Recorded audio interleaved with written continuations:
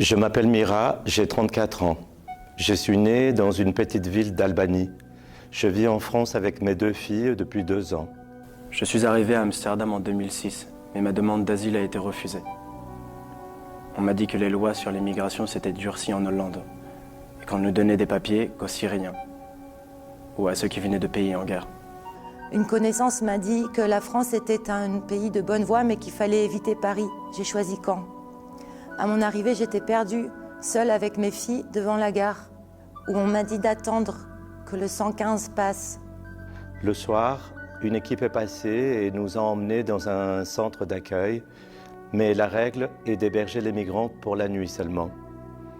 Dès le matin à 8 heures, il faut se débrouiller, repartir à la rue sous le froid, la pluie, et attendre le soir, manger ce qui se trouve selon l'endroit où l'on dort.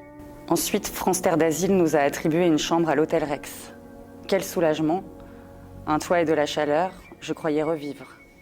Mais cela n'a pas duré. Au bout d'1 mois, la préfecture m'annonce que je dois retourner en Hollande, là où j'ai été enregistrée la première fois, puis en Albanie, au moins 3 mois avant de pouvoir revenir en France et redemander l'asile. Me voilà conduite à l'aéroport par la police, comme des bandits dangereux, puis reprise en main à Amsterdam par d'autres policiers. Les services d'immigration ne comprennent pas pourquoi on nous a renvoyés, ils ne veulent pas de nous. Nous disent que puisque nous étions partis en France, il fallait y rester. Ils nous ramènent à la gare, direction France, retour à la case départ. Nous logeons pour la nuit dans un collège désaffecté. Je fais une demande de procédure à la préfecture. Avec l'aide d'un avocat que France Terre d'Asile m'a trouvé, j'ai pu inscrire mes filles à l'école. Elles se sont bien intégrées.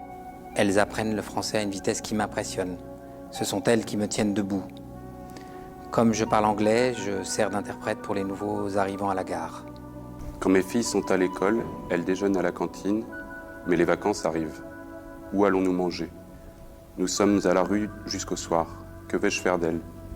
On est en février, il fait froid. Mais heureusement qu'il y a les centres sociaux, culturels et les bibliothèques. Mais où allons-nous manger? Les difficultés en France ne sont rien à côté de celles que je rencontrerai en Albanie. Je vis tellement dans la peur que j'ai changé de prénom. Mira, ce n'est pas mon vrai prénom. C'est un prénom d'emprunt pour que le réseau albanais ne retrouve pas ma trace. Ils sont capables de tout.